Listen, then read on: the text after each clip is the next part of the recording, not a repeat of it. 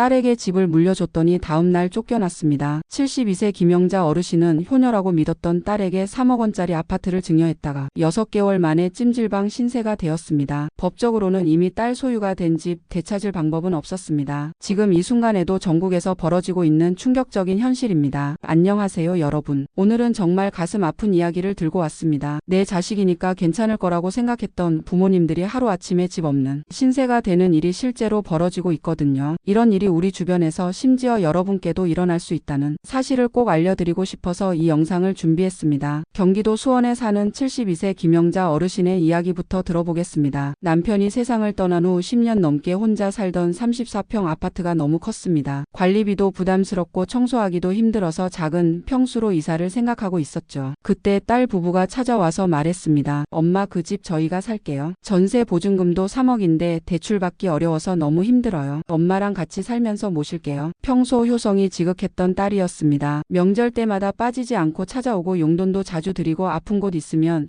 병원까지 모시고 다녔던 딸이었어요. 김 어르신은 믿음이 갔습니다. 같이 살면서 서로 도우며 지내면 얼마나 좋겠어요. 그래서 흔쾌히 아파트 증여를 결정했습니다. 등기소에 가서 소유권 이전 등기를 완료했어요. 법적으로 완전히 딸 소유가 된 거죠. 딸 부부는 이사를 왔고 처음 몇 달은 정말 화목했습니다. 손자 손녀들도 자주 놀러오고 가족끼리 함께 식사하고 김 어르신은 행복했어요. 그런데 6개월이 지나면서 분위기가 바뀌기 시작했습니다. 사위가 점점 불편한 기색을 보였어요. 김 어르신이 거실에서 TV를 보고 있으면 아이들 공부하는데 소리 좀 줄여주세요 라고 말하기 시작했습니다. 친구들이 놀러 오려고 하면 요즘 코로나도 있고 해서 집에 손님 받기 어려워요 라고 핑계를 댔어요. 급기야 어느 날 딸이 말했습니다. 엄마 방 하나만 쓰시면 안 될까요? 아이들이 커서 방이 부족해요. 그리고 주방도 좀 나눠서 써야 할 것 같아요. 김 어르신은 당황했지만 그래도 참았습니다. 내 집이지만 이제 딸 집이니까 조금 불편해도 참고 지내자고 생각했어요. 하지만 상황은 더 악화됐습니다. 사위는 대놓고 말했습니다. 어머님 이제 독립적으로 사실 때가 된 것 같아요. 법적으로 이 집은 우리 소유입니다. 나가주시면 안 될까요? 딸도 남편 편을 들었습니다. 엄마 요양원이나 시설 알아보세요. 거기가 더 편하실 거예요. 집값도 많이 올랐으니까 작은 집 하나 사서 사시면 돼요. 김 어르신은 충격을 받았습니다. 이 집은 내가 40년 동안 살던 집인데 내가 너에게 준 집인데 어떻게 나를 쫓아낼 수 있어?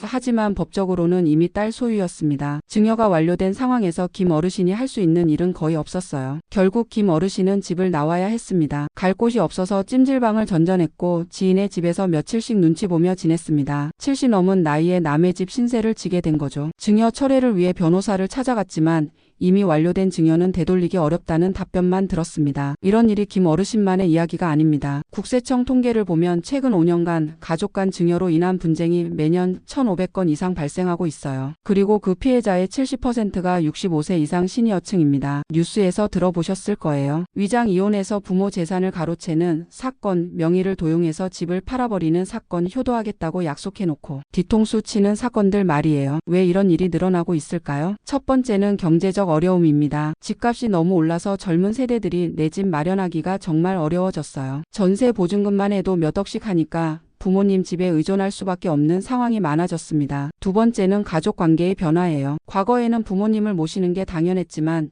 요즘은 개인주의 문화가 강해졌어요. 특히 며느리 사위들은 시부모나 장인 어른과 함께 사는 걸 부담스러워하는 경우가 많습니다. 세 번째는 법적 지식 부족이에요. 많은 부모님들이 증여와 상속의 차이, 거주권이나 사용권 같은 법적 개념을 잘 모르시거든요. 그냥 내 자식이니까 괜찮겠지 하고 넘어가시는 경우가 대부분입니다. 그럼 어떻게 해야 이런 일을 막을 수 있을까요? 몇 가지 방법을 알려드릴게요. 첫 번째, 증여 대신 유증을 고려해보세요. 증여는 살아있을 때 재산을 넘겨주는 거고 유증은 사후에 유산으로 물려주는 겁니다. 유증으로 하면 부모님이 살아계시는 동안은 계속 소유권을 가지고 계실 수 있어요. 두 번째, 증여를 하더라도 거주권을 확보하세요. 집은 자식 명의로 넘겨주되 부모님이 평생 거주할 수 있는 권리를 등기부에 등록하는 겁니다. 이렇게 하면 법적으로 보호받을 수 있어요. 세 번째, 효도 계약서를 작성하세요. 함께 살면서 모시겠다는 구두 약속이 아니라 서면으로 계약을 해두는 겁니다. 부양 의무, 거주 조건, 용돈 지급 등을 구체적으로 명시해두세요. 네 번째, 단계적 증여를 고려해보세요. 한 번에 전체를 넘겨주는 게 아니라 지분을 나눠서 점진 온라인적으로 증여하는 방법입니다. 자식들이 약속을 잘 지키면 추가로 증여하고 문제가 생기면 중단할 수 있어요. 5번째, 전문가와 상담하세요. 변호사나 세무사 같은 전문가의 도움을 받아서 안전한 방식으로 재산을 관리하는 게 중요합니다. 비용이 들더라도 나중에 생길 수 있는 분쟁을 생각하면 훨씬 경제적이에요. 마지막으로 가장 중요한 건 자식을 무조건 믿지 마세요. 아무리 효성스러운 자식이라도 상황이 바뀔 수 있어요. 특히 결혼하고 나면 배우자의 영향을 많이 받습니다. 사위나 며느리가 부모님을 부담스러워할 수도 있고요. 내 자식인데 설마라는 생각이 가장 위험합니다. 요즘은 내 권리는 내가 지킨다는 마음가짐이 필요해요. 가족이라고 해서 법적 보호장치 없이 모든 걸 맡겨서는 안 됩니다. 김영자 어르신 같은 피해자가 더 이상 생기지 않으려면